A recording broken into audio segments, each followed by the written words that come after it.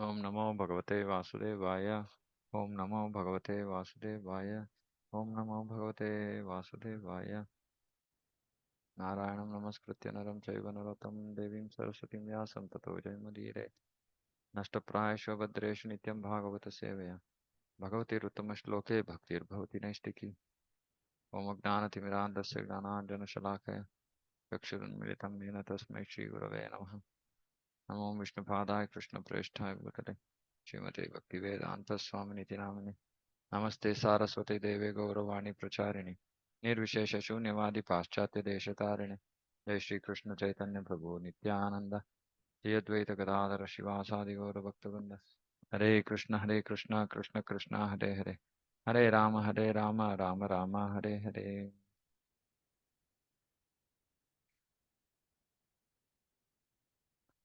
Okay, Canto 4, Chapter 3, Verse 20.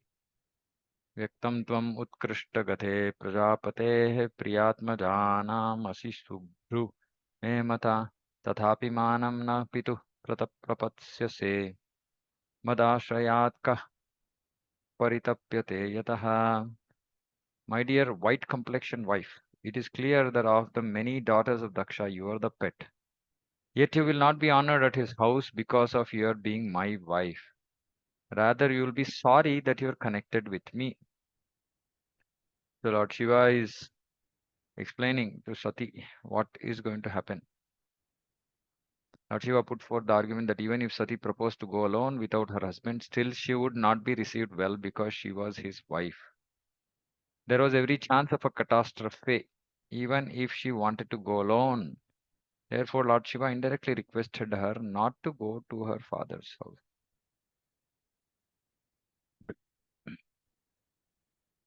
Papacyamanena hridat turendriyaha samruddhibih purusha buddhi sakshinam akalpayesham adhirodhu manjasa param padam dveshti yatha suraharim. One who is conducted by false ego and thus always distressed, both mentally and sensually, cannot tolerate the opulence of self-realized persons. Being unable to rise to the standard of self-realization, he envies such persons as much as demons envy the Supreme Personality of Godhead. Very, very important verse. One who is conducted by false ego, the result is that he is always distressed. Because everything becomes a cause of distress, disturbance. Why? Because of false ego, thinking I'm the body. And then when that conception is very deep rooted, then that results in pride, uh, self-conceitedness, so many other aspects about selfish. Everything is centered around that person, individual. So too much importance to his own existence of bodily existence. Basically, that whole consciousness is about I am this person, I am this such and such a person. I'm in this position. I am so valuable. I'm so this. So everything is just about the self, um, and not the real self. The false self is the body. So because that person is in that false conception, bodily conception, as Prabhupada says, he is always distressed.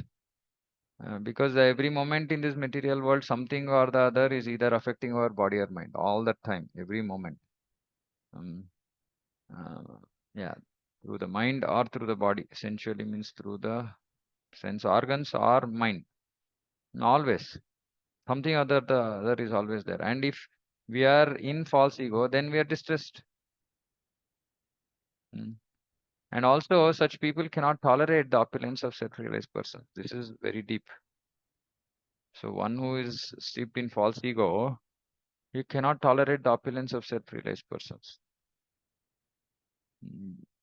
And he cannot rise to the standard of self-realization. And so he envies such persons. As much as demons envy Supreme Lord. This is the height of false ego. The real reason for the enmity between Lord Shiva and Daksha is explained here. Daksha was envious of Lord Shiva.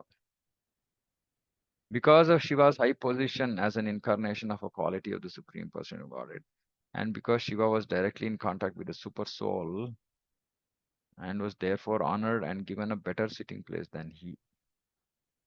And so this position of Shiva was envied by Daksha.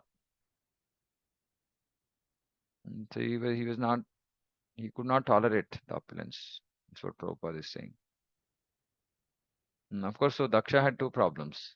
One is he was too steeped up in his own self, you know, that he is some important person. That is the first problem Daksha had. Second, he was also envious about Shiva. So double trouble. Mm. One can feel proud about his or her own position, but if they are at least not envious of somebody else, maybe the situation will not get too complex. But here, Daksha's situation is very complex. First of all, thinks he is important. Second is he's not he's envying Shiva's exalted position as the Gunavatara, as well as because Shiva was directly in contact with the super soul and was therefore honored and given a better sitting place. Directly in contact with the super soul. What does it mean? Directly in contact with the super soul. I can't explain this.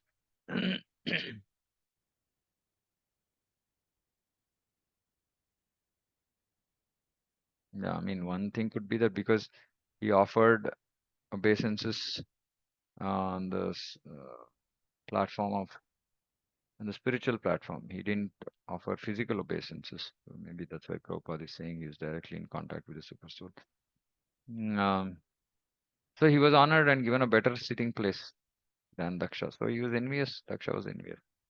There were many other reasons also. Daksha, being materially puffed up, could not tolerate the high position of Lord Shiva. So his anger at Lord Shiva's not standing up in his presence was only the final manifestation of his envy.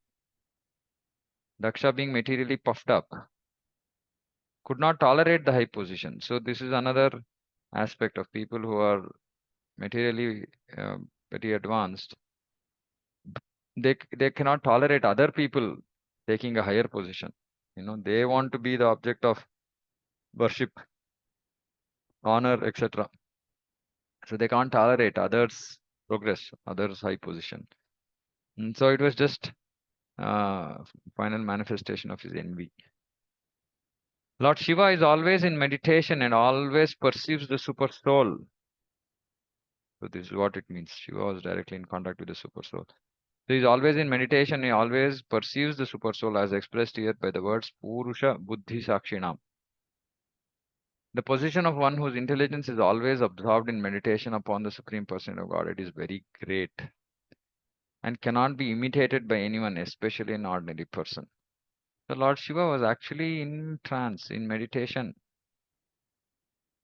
So it's a very exalted position.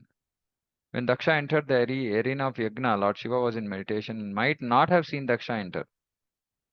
But Daksha took the opportunity to curse him because Daksha had maintained an envious attitude towards Lord Shiva for a long time.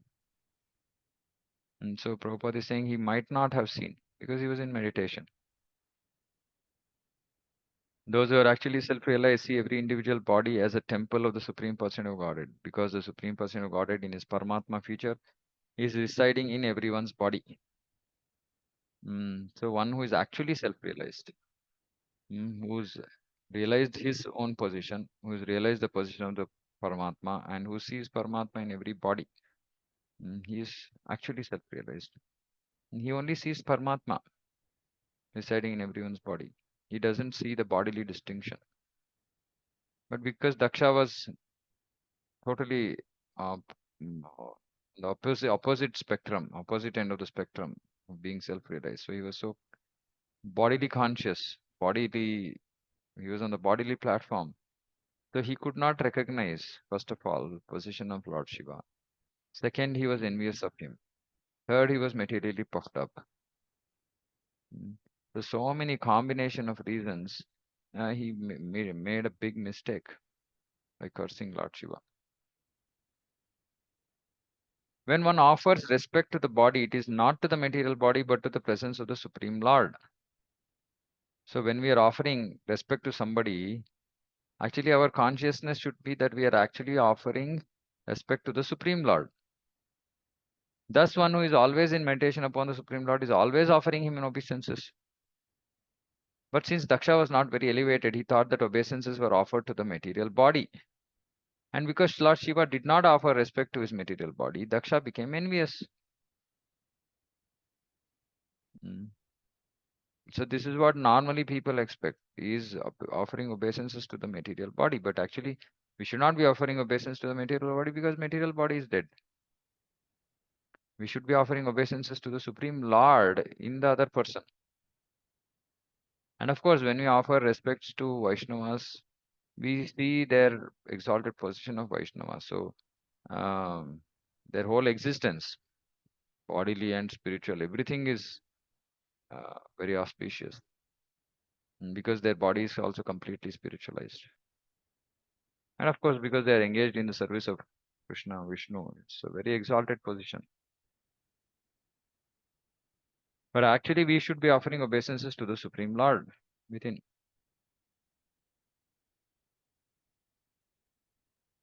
Such persons being unable to rise to the standard of self-realized souls like Lord Shiva are always envious. They're always envious.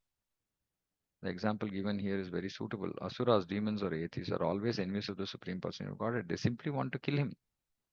And they can't tolerate his supreme position, his exalted position. They want that position for themselves. This is the envy.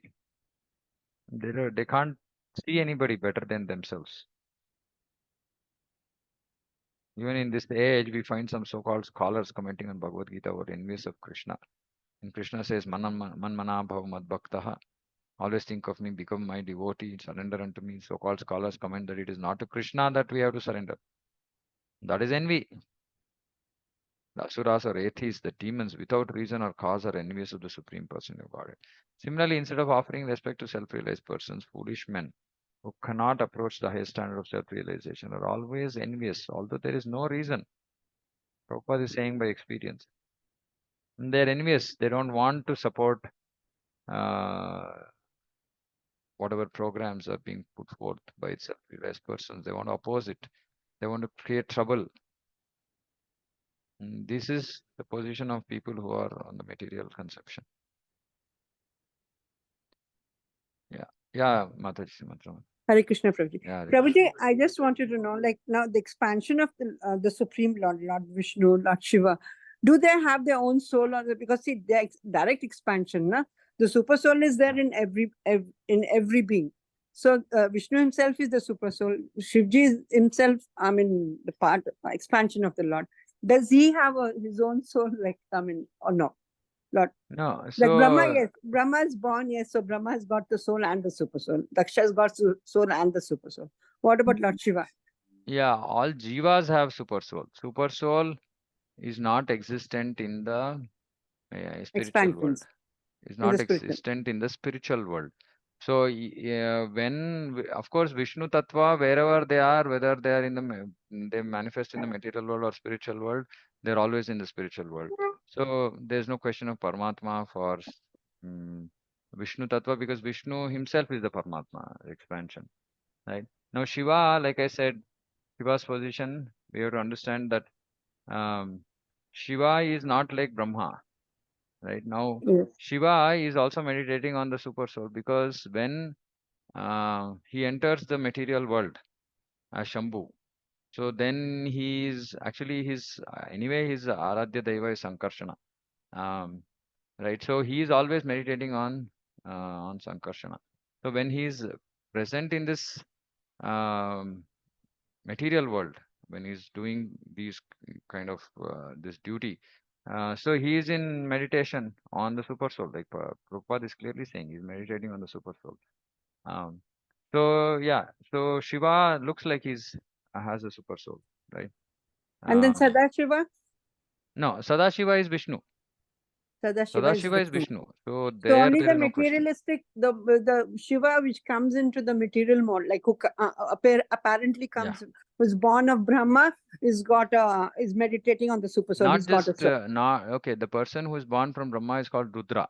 Rudra. Okay. So But that Shiva, Sadashiva himself comes into this material creation as Shambhu. okay, okay. Right. So he will also have a super soul Okay. from this Vishnu, description.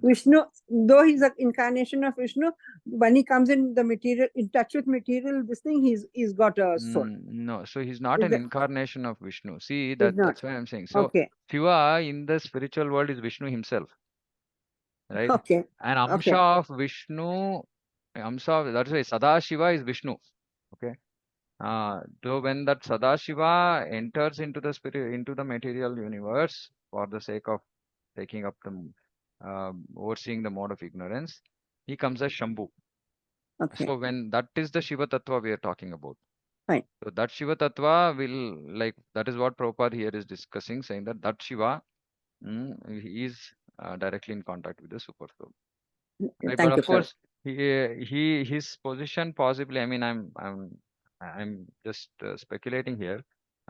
His connection with the Super Soul will be very different from a normal Jiva's connection with the Super Soul Yeah. because Right. his position is more exalted, right? But That's how like an officer exactly? of the officer of a PM, and we like the connection Yeah, will be different. yeah, correct. Yeah, but technically, how it is, whether Paramatma is also sitting in his heart, etc. Not much information about it, but we should assume that it is so because there is no other description given. But Yeah. maybe it might be there in other shastras. But clearly, it looks like there is a super soul in Yes. Shiva also. Yes. Otherwise, Prabhupada would have said Shiva was directly in contact with Sankarshana or was directly in contact with Supreme Personality of Godhead. Uh, right? But he's clearly saying that he was in contact with the super soul. Super soul means that the Antaryami. Right? So here also Prabhupada is saying Lord Shiva is always in meditation and always perceives the super soul. So which means that yes, looks like super soul is present in Shiva. So like then even Maya, Durga Devi, and all that, they are in the Shivji's category only, super soul and the soul. They're meditating on the Lord. Like Yeah, they come into so the yeah, Maya Durga Devi is also an expansion of Rama. Lord. So again, she will Yeah. be Okay. similar to Shiva. Yeah. Yes. Thank you, Prabhu. Yeah, but whether technically whether they are considered in the as Shiva Tattva, that I am not very sure. No. That's As okay. in the That's it. sense whether they are considered as because generally it is said all other demigods are considered as Jiva Tattva, right? Yeah. So even though Durga is in contact with Shiva, possibly she's Okay. still a Jiva Tattva like Brahma and again this I'm not very clear. Some of these things have not been very Yeah, clearly and like Prabhupada has not touched upon these topics, but yeah, areas of question like whether yeah she is in touch with Shiva, but is she in the same category of as Lord Shiva or is she a Jiva Tattva? That's not clear. I would think that she's a Jiva Tattva, but yeah, speculating but again. she's not a demigod. She's in the category of the demigods, Yeah, or she's yes. different from them. She's no, she's I think she's in the category of demigod because Yeah. Shiva himself is different, right? But again, like I said, I'm speculating here because see, the Shakti is coming from Rama. Shakti is not coming from Shiva, so it's a very complex thing. So I mean, I think Like let's now leave when it at there. Leave now it at like that. when sorry sir sorry Yeah, yes, like Mati. when we say we can reach up to Brahma, but then we can't reach up to Shakti, no Prabhu. So she's different. She's different from she's a different Shakti from Lord Brahma. Because we say we can Yeah. like if you do good deeds, we can come up till Brahma, and like if you associate with Brahma, you can go back to Krishna.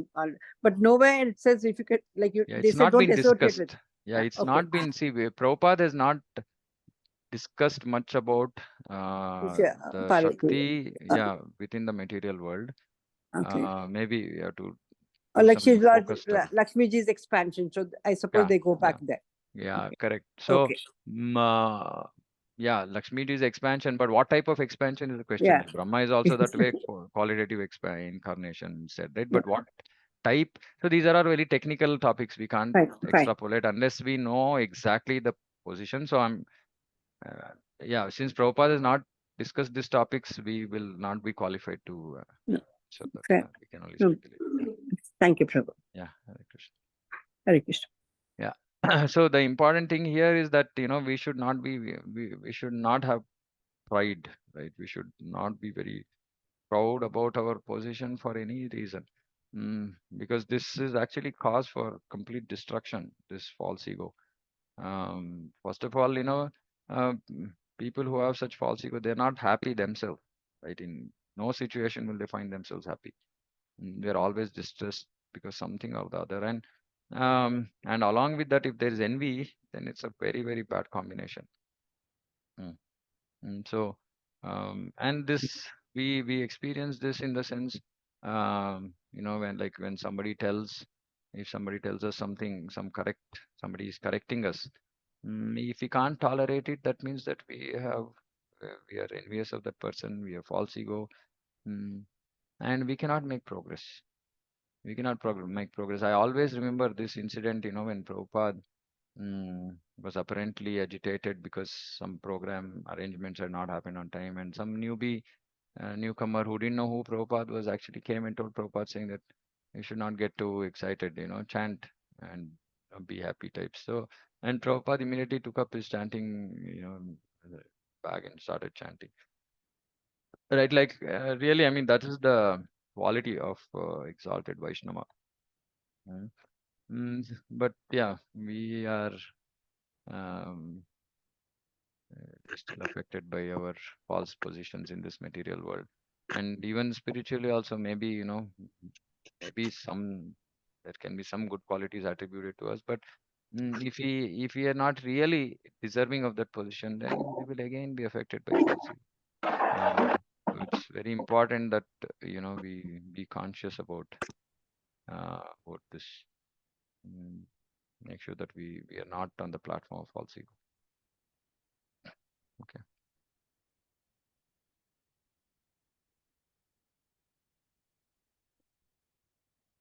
प्रत्युद्गम प्रश्रयणाभिवादनम विधीयते साधुमितः सुमध्यमे प्राज्ञैः प्रस्मै परस्मै पुरुषाय चेतसा गुहाशयायैव न देहमानिने. My dear young wife, certainly friends and relatives offer mutual greetings by standing up, welcoming one another, and offering obeisances. But those who are elevated to the transcendental platform, being intelligent, offer such respects to the super soul who is sitting within the body, not to the person who identifies with the body. Clearly, which is what Prabhupada has said. This is what we have to do. We should offer respects to the super soul. It may be argued that since Daksha was the father-in-law of Lord Shiva, it was certainly the duty of Lord Shiva to offer him respect. In answer to that argument, it is explained here that when a learned person stands up or offers obeisances in welcome, he offers respect to the super soul who is sitting within everyone's heart. Among Vaishnavas, therefore, it is seen that even when a disciple offers obeisances to his spiritual master, the spiritual master immediately returns the obeisances because they are mutually offered not to the body but to the super soul. Very important. Therefore, the spiritual master also offers respect to the super soul situated in the body of the disciple. Lord says in Srimad Bhagavatam that offering respect to his devotee is more valuable than offering respect to him. Devotees do not identify with the body. So offering respect to a Vaishnava means offering respect to Vishnu. It is stated also that as a matter of etiquette, as soon as one sees a Vaishnava, one must immediately offer him respect, indicating the super soul sitting within. Of course, I mean, this should be done to everybody, but definitely to a Vaishnava, because that Vaishnava is also, somebody who's uh, worshipping Vishnu. So immediately remembrance of Vishnu should come naturally. That is the whole idea here. But a exalted person sees the super soul in every jiva. So he offers respect. And there are different ways of offering respect, right? So for uh, Vaishnava human being, then we offer Dandavat, Panchang, Pranam, like that. Mm. But for some other jiva, super soul present in the body of some other living entity, yeah, we just mentally offer respect. But the idea of offering respect, actually, this is not even in the background. At least I can speak about myself. when we look at other people, other living entities, I don't see the super soul at all. I simply see the body, right? And maybe to some extent the soul. Okay, like if but yeah, more in connection with, okay, if somebody is doing service, okay, so then they are serving Vishnu, Krishna nicely. And that's all that comes to the vision, right? But really here it is said, it's being said that we should actually see the super soul. The Vaishnava sees the body as a temple of Vishnu. Since Lord Shiva had already offered respect to the super soul in Krishna consciousness, offering respect to Daksha, who identified with his body, was already performed. There's no need to offer respect to his body, for that is not directed by any Vedic injunction. So actually, we should not be seeing the body at all. We should be seeing the super soul, and we should be offering respects to the super soul. And because the body is seen as a temple of Vishnu, uh, the whole respect has to be there, to every body as well. As in, we don't touch others with our feet, etc., like that, because it's a temple of Vishnu. And obviously, we cannot hurt somebody bodily, because again, it's a temple of Vishnu. Mm. Mm. But yeah, clearly the etiquette being Prabhupada is highlighting here, that we um, offering respect to Vaishnava means offering respect to Vishnu. So whenever we are offering pranams, dandavats to devotees, actually we are offering respects to Vishnu. Mm.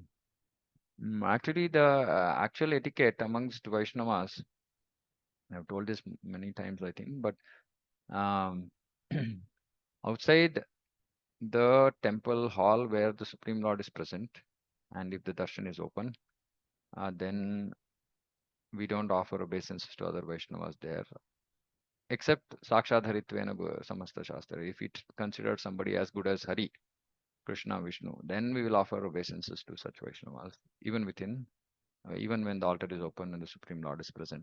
Otherwise, outside the temple hall, or if darshan is closed, we offer respects to every Vaishnava by offering pranams, right? Not like Dandavat pranams or Panchang pranam, like we offer to the Lord.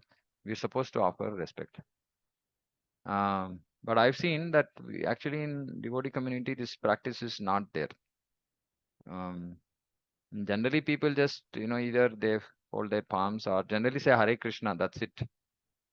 But that's not the etiquette. The etiquette is to offer, is to fall down, right? Bow before the Vaishnava, mm, because he's serving Vishnu, and because the Super Soul is present. This is the respect that has to be given. And even to neophytes, we have to offer respects to the Super Soul. So there's nothing wrong if a neophyte offers uh, respect to advanced devotee, and advanced devotee will also offer respect. Of course, time, place, circumstance, they will see, and they might offer respect in their mind to the super soul, or they might physically offer respects as well. But for us in our position, it's important that we consider our position as non-existent, as in we are not any salted Vaishnava, and we should offer respects. We should offer pranams when others do. Even if they don't do, we should offer. Mm. So this is the real etiquette. But the more important thing is that we should see the super soul. We should see the super soul in every jiva. At least we should start seeing super soul in Vaishnavas, right? At least as a beginning. Once we have got used to it, then possibly we can start seeing the super soul in other human beings. Then when we have got used to it, then we can possibly see the super soul in other jivas, other living entities. But if we are not seeing the super soul, then we are not Krishna conscious. We are partially Krishna conscious. Uh, this is like a neophyte stage, where we are Krishna consciousness only in front of Krishna. Mm, Neophyte, that's what he does, right? In the temple, he sees the Lord, he offers respect to the Lord. That's all. But no, that consciousness is just very limited to the temple. It's not spread to Lord's creation. It's not spread to the other jivas, where also the Supreme Lord is present as Super Soul. So it's a little bit of a neophyte stage. So we have to make progress. We have to make progress, and we have to see. But again, I'm just slightly extending on this topic because generally we only see the bodily platform, we only see the bodily behavior of the person. We have our own biases, likes, dislikes, this is right, that is wrong, and that's all that we see when we see people. We are totally bodily conscious. So it's a long way. We have to make progress, and not see the body, and we have to move beyond the body and start seeing the super soul. So it's a matter of practice. This is something we have to practice. So every time we offer respects, first of all, we should make this habit of offering respects. Like I said, conditionally when the altar is not open or outside the temple hall, we should offer respects to Vaishnavas and start practicing this aspect of seeing the super soul in every devotee, at least to start with. And with that, actually, we will be able to respect them. We will be able to show respect to them. So we should first practice this. And definitely, it can start with devotees at home, where we can respect them, where we can see the super soul. And of course, we do our duty, but with respect still, with the view, with having showing respect to others in the house, we still do our duty. Um, and then, yeah, so in the house first, then temple or center, wherever, and then to other human beings, then to other jivas. So we should practice this. It's very, very important. And yeah, we should not think that, oh, some Vaishnava did not offer me respect.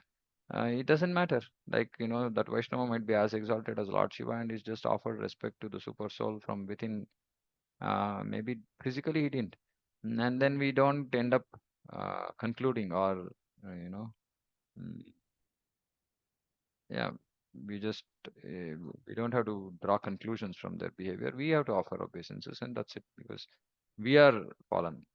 That should be our mood, right? Only then actually we can make progress. So very, very important actually. Some of these things they might seem very simple or mm, yeah, like we understand this truth, but putting it into practice is very, very difficult. Okay, I think I'll stop here. If there are any questions, comments, anything?